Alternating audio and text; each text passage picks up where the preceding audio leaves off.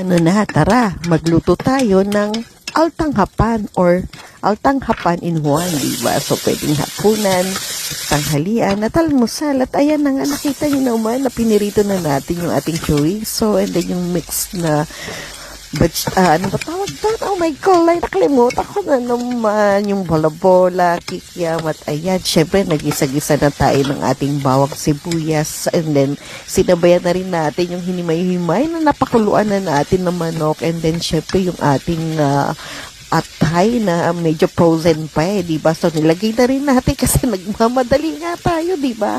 And then, syempre, itong ating oyster sauce na sinimot na rin natin. Nagdagdagin na rin tayo ng toyo and then liquid seasoning. And then, halu-haluin lang natin yan, diba? And then, ito na nga yung ating pinaglagaan o yung broth natin na chicken. Sinala-sala natin para naman medyo okay.